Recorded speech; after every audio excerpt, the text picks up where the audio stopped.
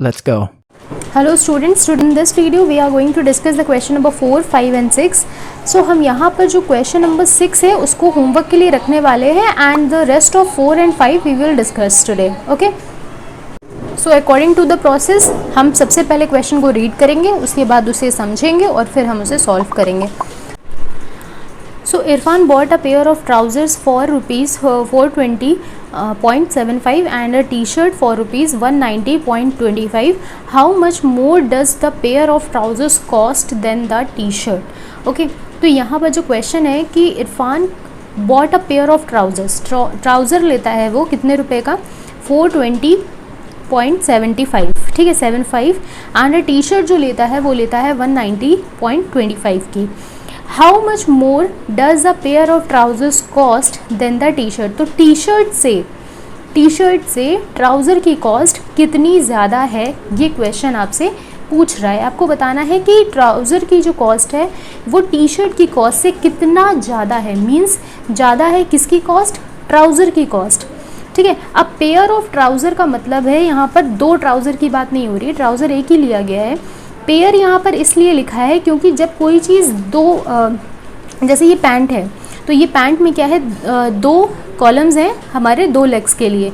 तो जब भी ऐसी सिचुएशन होती है जैसे गॉगल्स, तो हम क्या करते हैं, पेयर ऑफ गॉगल्स का यूज़ कर सकते हैं क्योंकि हमारी दो आइज़ हैं. तो इस तरह से ये पेयर ऑफ वर्ड लग जाता है किसी भी नाउन के पहले, तो उसका ये मतलब नहीं है कि वो चीज़ दो बार ली जा रही है या दो हैं क्वांटिटी में, वो एक्चुअली में वो दो ही हैं क्योंकि हम जब पैंट को पहनते हैं तो हमारे पास दो लेग्स है ना, तो इसलिए यहाँ पर आप पेयर वर्ड का यूज़ कर लिया जाता है. इसी तरीके से हम गॉगल्स में भी करते हैं.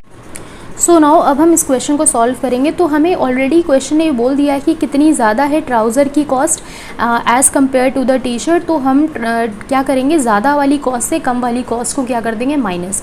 सो हम यहाँ पे स्टेटमेंट के अकॉर्डिंग ही सॉल्व करते हैं क्वेश्चंस. तो क्वेश्चन में हमें जैसा जैसा बोला है वैसा वैसा करेंगे. तो यहाँ पर हम सबसे पहले लिखेंगे कॉस्ट ऑफ ट्राउज़र जो कि कितना है 420.75 रुपीज़. ठीक है, यूनिट तो कंपलसरी है. Then cost of T shirt, तो कॉस्ट ऑफ टी शर्ट क्या है 190.25 रुपीज़. ठीक है, ये आपका स्टेटमेंट है. देन हमें फाइंड करना है कि ट्राउज़र की कॉस्ट कितनी ज़्यादा है. तो हम क्या करने वाले हैं, ज़्यादा है तो इसका मतलब हम लेफ़्ट करेंगे. तो यहाँ पर अब हम इसे करेंगे माइनस. 5 - 5 0, 7 - 2 5, 0 - 0 0, यहाँ पर 2 है, यहाँ से कैरी ले लेंगे, ये हो जाएगा 12 बोरो ले लेंगे 12 - 9 3, और यहाँ पर क्या बचेगा 3 - 1 2. सो यहाँ पर जो बात हुई है लेफ़्ट जो मनी है वो कितना है, मोर मनी, जो बचा हुआ मनी है लेफ़्ट कितना बच रहा है हमारे पास 230.50. तो इतना प्राइस क्या है, हमारी ट्राउज़र का ज़्यादा है. क्या है, हमारी ट्राउज़र का जो प्राइस है ये डॉट है.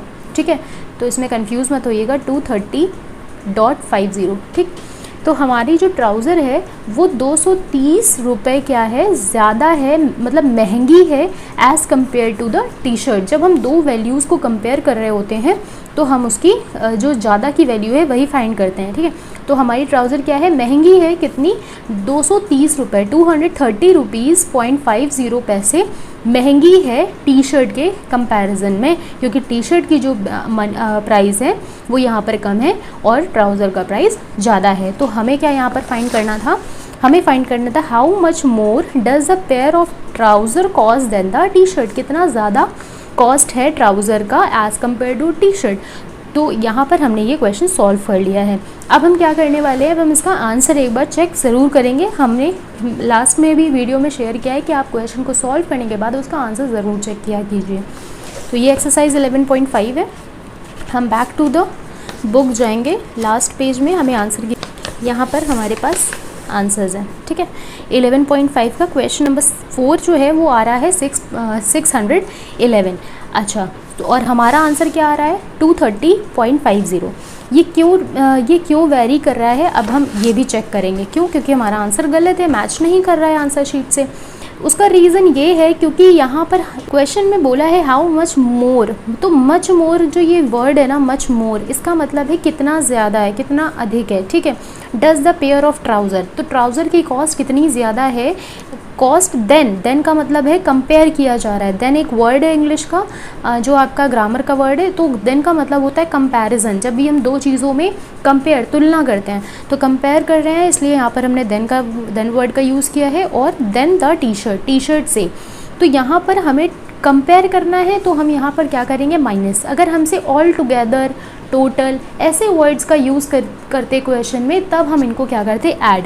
तो जब आप इस वैल्यू को इस वैल्यू के साथ ऐड करोगे तो आपको 611 डेफिनेटली मिल जाएगा। तो यहाँ पर हमारा आंसर जो है वो क्वेश्चन के अकॉर्डिंगली रॉन्ग है, बट जब आप इसको आंसर को इन दोनों को वैल्यू को ऐड करोगे तो आपको 611 मिलेगा। बट आपको क्वेश्चन में जो करना है वो करना है सब्ट्रैक्ट, जो कि मैंने अभी आपके साथ यहाँ पर डिस्कस किया है। तो this will be your answer, ये आपका करेक्ट आंसर है। नाउ क्वेश्चन नंबर 5 क्या कह रहा है, रीड करेंगे। Siya had 10 rupees, she spend 5.75 on a fountain pen, how much change did she receive. तो यहाँ पर क्वेश्चन ने कहा है कि सिया के पास 10 रुपये हैं और वो स्पेंड करती है 5.75 पैसे एक फाउंटेन पेन पे, ठीक है। और उसके पास कितना रिसीव चेंज, मतलब चेंज उसको रिसीव होगा। मीन्स जब आप शॉपकीपर के पास जाते हो, आप उससे 5 रुपये का सामान लेते हो और आप उसको 10 रुपये देते हो, तो आपको चेंज वो कितना देगा, पेन भी देगा और आपको पैसे भी देगा। क्यों? क्योंकि आपके पास ज़्यादा मनी था, आपने उसको ज़्यादा दिया, 10 रुपये दिए, और वो पेन की कॉस्ट है वो 5 है। तो यहाँ पर क्या करेंगे, सब्ट्रैक्ट करेंगे, बिल्कुल सेम पैटर्न से। तो अब हम यहाँ पर इसके स्टेप देख लेते हैं। क्वेश्चन नंबर यहाँ पर आपका 5 है जो हम डिस्कस कर रहे हैं। तो सिया हैड मनी, तो सिया के पास कितना मनी है, सिया के पास है 10.00, 10 रुपये हैं। एंड वो स्पेंड करती है, शी स्पेंड कितना करती है वो 5.75 रुपीज़। एंड लेफ़्ट मनी जो है, जो वो चेंज रिसीव करेगी, लेफ़्ट मनी है चेंज, ठीक है।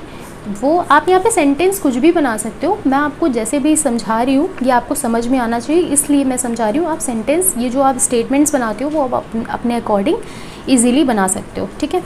यहाँ पर हम करेंगे सब्ट्रैक्ट, क्योंकि लेफ़्ट मनी की बात करी है, जो भी रिसीव होगा, तो हम यहाँ पर सब्ट्रैक्ट करेंगे 5, यहाँ से हम बोरो लेंगे, यहाँ से बोरो लेंगे, और इसमें हम यहाँ से बोरो लेंगे। ये सिंपल सी चीज़ है, आप सभी को मालूम होगी। यहाँ पर क्या बचेगा, 10 में से 1 गया, 9 बचा, 9 - 7 करेंगे, यहाँ पर बचेगा 2। अगेन 9 में 5 कितना बचेगा, यहाँ पर बचेगा 4। तो 4.25 rupees will be your answer. Now check the answer from the answer sheet. Back side में जाएंगे आंसर शीट के, और हम यहाँ पर आंसर चेक करेंगे। ये 11.5 है और क्वेश्चन नंबर 5 का आंसर है 4.25। हेयर आंसर इज़ 4.25, ठीक है। तो ये हमने कर लिया है क्वेश्चन नंबर 5। यहाँ पर हमने 2 क्वेश्चन डिस्कस कर लिए हैं। अब हम क्या बात करने वाले हैं, अब हम बात करने वाले हैं हमारे क्वेश्चन नंबर 6 की। जो क्वेश्चन नंबर 6 है वो मैंने आपको होमवर्क में दिया है, आज आप इसे होमवर्क में सॉल्व करिएगा। नहीं आता है तो आप मुझे कमेंट में ज़रूर से बताइए, अगर आपको नहीं आ रहा है हम उसे वीडियो में डिस्कस करेंगे। नेक्स्ट वीडियो में जब मिलेंगे then we will do question number 7, 8 and 9, ठीक है। तो क्वेश्चन नंबर 7, 8 में हम 7, 8 भी डिस्कस कर सकते हैं, या अगर आप चाहोगे तो मैं 9 भी डिस्कस कर दूँगी, नो इश्यूज़। तो यहाँ पर आपकी 11.5 जो है वो हाफ़ कंप्लीट हो गई है, मोर देन हाफ़ कंप्लीट हो गई है। नेक्स्ट वीडियो में हम मिलेंगे तो ये फुली कंप्लीट हो जाएगी। नेक्स्ट वीडियो आपको किस टॉपिक पे चाहिए और किस एक्सरसाइज पे चाहिए, आप मुझे कमेंट पे बता सकते हो। अगर आपको किसी फिक्स्ड किसी टॉपिक पे वीडियो चाहिए, या किसी क्लास 3rd की वाव पब्लिकेशन की बुक से अगर आपको कोई वीडियो चाहिए। The class is over and now I will meet you in my next class. तब तक के लिए bye bye, take care and happy learning.